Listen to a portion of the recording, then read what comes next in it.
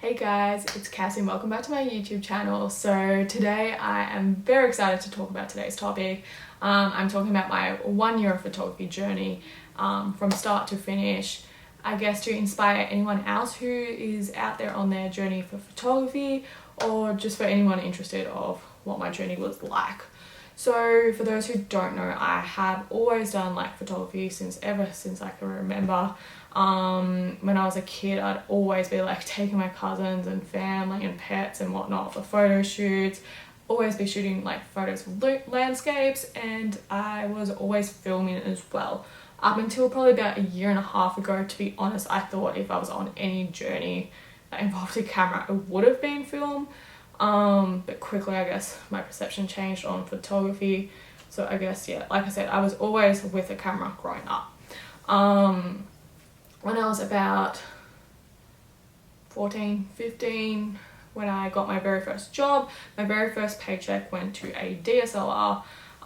Nothing fancy, of course, but I just knew I'd asked for this for so many Christmases and birthdays, and it was just too expensive, so I had to wait till I got a job. And that was the Nikon D3-1000, probably a lot of people's very first camera back in those days too. I guess my journey really started though September of 2018, so just over a year ago, when a lot of my inspirations, I guess from Instagram, just really inspired me to think that this could be a career and it could be a full-time job. I grew up on the dance career pathway, and I knew that the creative industry was just so hard to break into. So that's, I guess, why I never really thought of doing photography or film full time, especially when it wasn't what I was working towards my whole life. Dancing, I was working so hard my whole life to get to, and I know that you can't really just break in when you're 18 years old and stuff like that. So I didn't think I could make anything of photography, but I guess my biggest inspirations were Jordan Matter. Obviously being a dancer, the whole dance photography thing just really intrigued me, and it was definitely something I saw myself doing.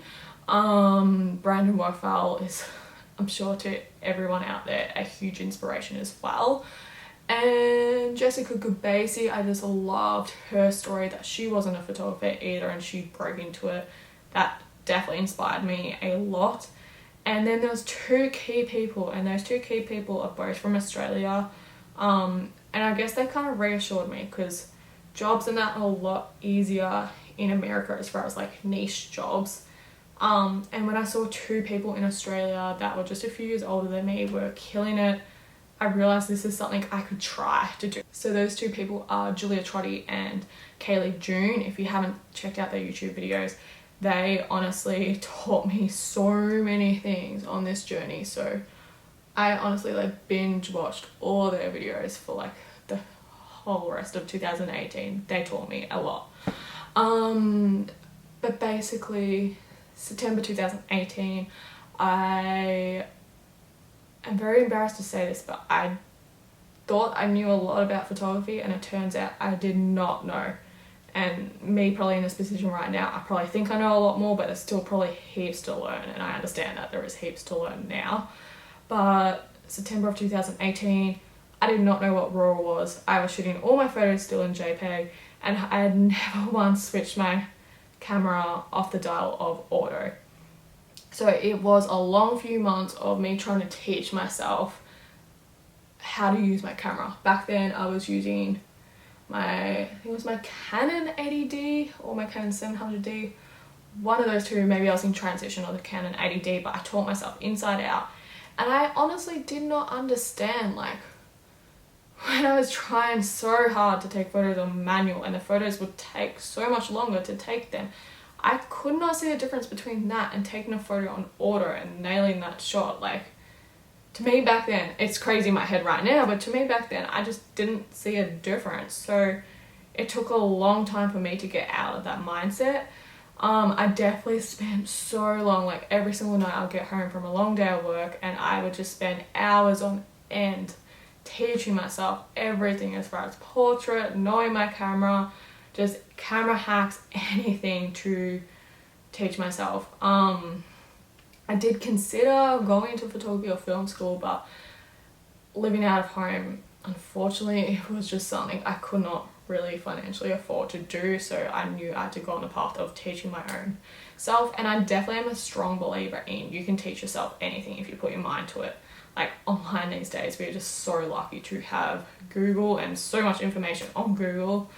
But yeah, like I said, it was just a lot of sleepless nights. I was basically doing 40 hours of my full-time job, 40 hours of photography for about 8 to 9 months straight, and it tired me out. 2019 was definitely a roller coaster of a year because of how much hard work I was putting into my photography. But I knew at the start of this journey I had a few goals. One was to try to start applying for photography jobs in 1 year's time. The second one was to have a portfolio I felt comfortable with. And the third one was to gain a bit more of, I guess, a following and a network in photography. And I'll explain a little bit later, but I have achieved all three. So probably about October of last year, I was daunted by the idea of how to find models for photography, because I knew I wanted to be shooting like people, and I wanted to be shooting models specifically and dancers. And I didn't know how to go about it. I saw a lot of YouTube videos and read a lot of stuff about like asking agencies, like handing out flyers to like dance schools and all that. And that was so daunting to me. Like, I thought about it and I could not bring myself to do it, especially when I knew I was a beginner. I had no idea what I was doing. So I was scared of disappointment. What I ended up doing was I wrote on my Instagram bio, so this was a landscape photography page. It was Snap Quack Photography at the time. And I wrote on my bio something about free photo shoots, looking for models. And within writing that, I didn't realize I would get a response. Like I said, I thought I had only like landscape photographer followers. I didn't know I had anyone out there that may see my stuff that had like models, like parents that had models, or models in general would see my stuff. But within a week of posting that, I had 3 photo shoots booked in, all for the same week. That was enormous for me. All of a sudden I had to like start prepping for these photo shoots and teaching myself inside out of everything. Going into these free photo shoots, I actually decided to invest on 2 things to hopefully get me through. One being the 24 to 72.8 Canon lens, and the 35 to 1.4 lens. These are my 2 first, I think it's called Red Series lenses. And living out of home, these are a big investment. Like, these are not cheap. So I did this as motivation to make sure I get my money's worth in the future from these lenses. And it worked. It worked, thank God. So I went into my very first photo shoot, and it was with Miller Grace, and it was actually a pretty cool experience because Miller was just trying to break into the modeling agency. She actually didn't have an agent at that time, I'm pretty sure. I think she was still trying to break into it, and not as many people that know her now knew her back then. So for us, we were kind of 2 beginners working together, and that collaboration just worked so well. I was honestly so scared because I was just like, what if she doesn't know what to do? What if I don't know what to do? Like, how is it gonna work? But somehow it just worked. And if you want any tips or anything of your very first photo shoot and things that could help, please do let me know in the comment section below, because I do have a lot of tips. But I just thought I wouldn't go into it for this video. But like I said, I thought that was going to be such a scary photo shoot, and it just went so well. So these are some photos of Miller Grace from the photo shoot it was the start of October 2018, and I'm still so embarrassed of these photos looking at them now. Like, I kind of understood how to take photos, like the composition and all that was there, but I had no idea. This took me months to learn. I knew I was meant to be focusing on the eye, and I could not nail that for any of these shots. And this was also at the time I finally decided to purchase Adobe, which is, once again, that's investment. Like, that was so scary having to pay for a monthly subscription for Adobe, not knowing where it would take me. So I finally purchased Adobe, and I've used Adobe in the past, like at school and stuff, and I've used like free versions online. But I didn't quite understand the whole editing thing. I took these photos into Lightroom, and I was able to give them to the mum within like a few minutes almost, because I had no idea how to edit. On every single photo, and especially my landscapes, you'll notice how bad it is. I kid you not, put the clarity all the way up because I thought that was correcting the skin. I thought skin correction was a filter. Like, I did not know that you had to actually physically edit the skin. Like, that took me quite a few months to learn, and I'm so thankful for the person who actually said to me, Cassie, this is not how you edit photos. Have you ever used Photoshop? I'm so embarrassed. Like, it's so cool though that I can compare these photos here to these photos were probably about July or August of those years, with the same model, and you can see the difference, especially in retouching, I guess getting to know like how to pose models better and all that. And yeah, you can see a difference, especially like creatively as well. So I guess it is kind of cool to have this progress, but it's embarrassing at the same time. And I guess if you are new into photography, please know, take your photos into Photoshop. You actually have to edit and go online and do your research of how to skin touch, because it is not as simple as a click of auto and a slide of clarity. But moving on, I had another photo shoot with 3 little girls, with the main girl being Lily. I am so proud as well. Like, these are the first photo shoots. This is from October last year. As you can see, I did not know how to pose the model. Like, that is not the most flattering way to take a photo of someone straight on. Once again, clarity is all the way up. Noise reduction is all the way up. These are once again embarrassing, but this is October 2018 and this is October 2019. I am so proud of these photos. I know in a year's time I'll probably look at them and be like, that's embarrassing. But these photos are some of my greatest, like, I guess, creative work. The mum is a makeup artist, so we did so many amazing looks this photo shoot, but you can tell once again the big difference. And then the third photo shoot for that week was Saffron Canny, who you've seen on my YouTube channel before. Because she's a dancer, this one I thought was right up my alley. Obviously Jordan Matter was a big inspiration for these photos, so these are the photos from 2018 here. Look, like, the composition in that is okay of these photos. Like, I actually like the photos. It's once again the embarrassment of the editing. I did the same thing with the clarity and probably the noise reduction, even though I was outside. I had no idea what ISO was back then, so half my photos are stuff from back then because of ISO. So yeah, these are my 2018 photos with Saffron, and then probably about I'm gonna say August again this year, I shot with her again.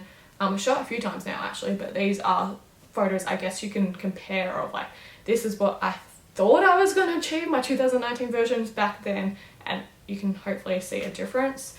And then I guess after these photo shoots, word did start to get out, which was very, very cool for me. I did not think word would start to get out, but it certainly did, and I got a bigger following, I guess, than I thought I would. And I got so many inquiries, and photo shoots started to build up and whatnot. I guess one of the biggest photo shoots of 2018 was a group photo shoot I did with another photographer and 6 models. I think it was 6. I hope it was 6. But once again, like, this was just such a beautiful photo shoot. Like, they were all in flowy dresses, pink and brown vibes. Like, it was a beautiful photo shoot, but I didn't know how to edit the photos. These are some of the group photos here. Like, if I was to shoot these photos again this year, I knew I would have done so much better with them, but I guess this is what I've got in 2018. This is a photo, one of my favorite portraits, I guess, from a photo shoot. This is Kiara, and this photo I was actually quite proud of back then. So once again, I did not know what to do with skin touching, so clarity button is all the way up. But on the right hand side, I'm pretty sure it was just road and cars, and I did not like that. So I wanted to make it like all green. By the way, now I don't like green backdrops, but that's another story. So I tried to clone stamp, I guess, the left hand side to the right hand side, and I actually thought I did a good job at that because that was my first time actually using Photoshop. Yeah. And then I guess these are some of my photos with Kiara from 2019, and you can see a big difference in these photos once again. This was such a fun photo shoot. We did a collab with a little Melbourne fitness company.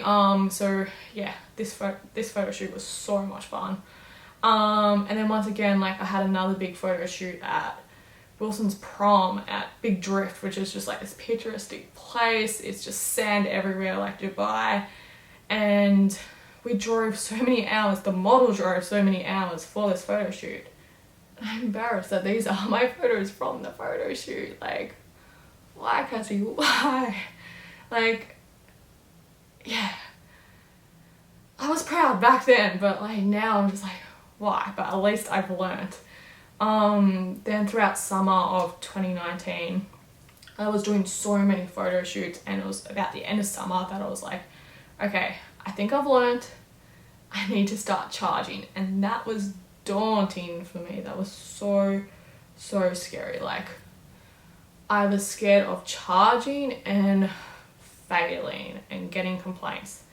And I'm sure for anyone else starting on the photography path, that's a big thing too. And I was so scared. I think another thing that really scared me was hearing that a lot of photographers don't like hearing that other people are doing free photo shoots or cheaper photo shoots. Like, there's just this whole big thing within the photographer community about pay. So I knew I had to start putting rates on ASAP.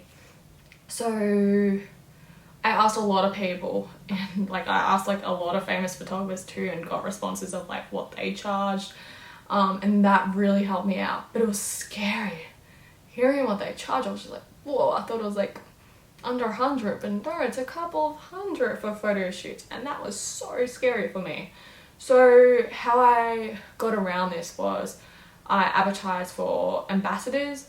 I picked actually 4 girls to be my ambassadors. Got Chloe, Vic, Mila and Kiara, and these girls were, I guess, they're still my practice people for the year. Anyone else that asked for a photo shoot, I now charge, and I did slowly progress my charges because I was a little bit scared. But yeah, like I said, I felt a lot more safe with having the people I could go to for practice and be more creative, and then that made me feel more comfortable around the people that I was charging. So I guess that's just a little tip for anyone getting into this journey, that's something that helped me. I don't know if it was the right thing, but it did help me out a lot.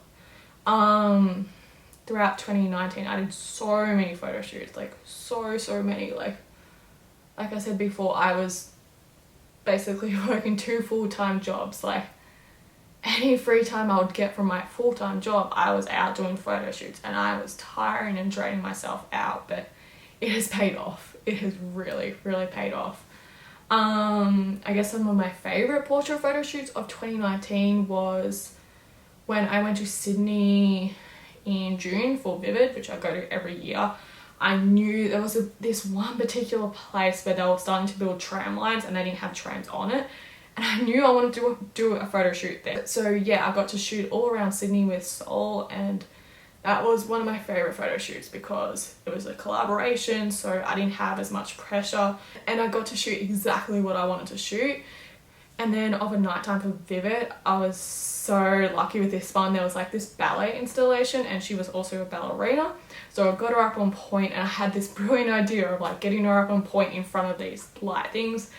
But then when I got to this installation, it was so difficult. So basically, like, it was like an installation where it would be like, this one lights up and this one, and this didn't, like, it would just, yeah, it was so hard to shoot because of the lighting situation. Like, it was pitch black, and you only get that chance to shoot for a split second the one behind it was lit up. And that was so hard, especially to get focus on her, because I knew she was where she was standing is not where the pose would be and stuff, because she was going up on point. That was one of the most challenging photo shoots I've ever done. The photos weren't exactly how I pictured them, but I'm still happy with how they went. One of my other favourite photos from this one is this one here at Vivid. This is the original. It was blue and I couldn't change it, so my edit was in black and white, but I actually love what I did with the edit. You can see a bit of a comparison here. And then I guess one of my photos that kind of blew up from this trip was this iconic one. It was like a 90s or 70s, 90s? I don't know, 70s or 90s like kind of vibe, where she had the flare pans in front of the Sydney Opera House, and I edited every single person out of the background because we weren't going to get a photo without people in the background. And yeah, to me that was just like a kind of iconic shot for me. It was different to what I usually do. It was shot on a 16mm, which is not meant to be used for portraits, but I did it anyway and I was happy with the results. So yeah, there's a lot of other favourite photo shoots I've done this year.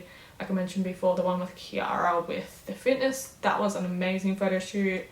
I love my comparisons from like last year's photo shoots to this year's. Some photo shoots I did with Chloe and Vic, like, were iconic photos for me this year. Like these ones of Chloe here at like Starbucks and in front of the trams. And then this one here of Vic was such a cool photo shoot as well. Yeah, I'm so happy, I guess, with my portrait photography journey. Next on to my landscape. So my landscapes, like I mentioned before, I knew what to do. Like my composition was always there. I don't think my composition like has changed much. My creativity is still the same as it was last year. I think I've always had that inspiration, I guess, with landscapes. It's just now that I'm shooting correctly and editing correctly is two big things. So about October of last year, I joined a group called Melbourne, and they met up in the city every single Sunday for sunset. And that inspired me so much to get out and shoot more. And then eventually as time went on, I actually started to run workshops which that blew my mind. So Melbourne was a big part for me, and that is mostly where I was doing my networking and meeting so many other photographers, not only people in landscape but portrait people too, who like taught me a lot of the things I know today. So I'm so thankful for that. I've had so many cool experiences for landscape this year. Actually no, first I'm going to show you, these are some comparisons from my Melbourne in October 2018. Clarity once again ruined these photos, but then like for instance this is a photo from maybe December last year, and this is the exact same photo taken a whole almost year later, because I understood when to shoot, when to get a good sunset and not to put in clarity and stuff like that. So yeah, I've definitely learnt a lot more with landscapes, and I've had so many amazing experiences. Here are some of my photos here. Like I went to the Blue Mountains earlier this year, and I went recently to Tasmania, so I've got so many cool landscapes. And next year we can finally travel internationally again. We weren't able to do it due to some complications this year, but next year we're going back to America, so I can finally go back and shoot photos in RAW. I'm so excited for that because I've been trying to edit my photos from JPEG. I've just never had any luck, so I'm so excited for that. And then I guess the last part of my photography journey, like I said, I had goals and I've achieved each of my goals. In 2 weeks, I'm about to start my next journey into the photography industry and modeling industry as well, and I'm so excited. Like I cannot believe this is happening, and I'm so excited for the journey ahead, but it happened. It happened. But yeah, I'm just so happy with my photography journey so far. Please feel free to leave down some comments below of anything like you would like to see videos on, because I'd love to share the knowledge I now have with anyone else that may be going on their journey. Feel free to hit me up on my Instagram. So I've got @landscapes by Cassie and portraits by Cassie. But yeah, I hope you enjoyed this video. Hopefully this is some more inspiration for you, or you understand a little bit more of what my 2019's been like. But yeah, I'm so excited. Thanks guys for watching. I'll see you next time. Peace out.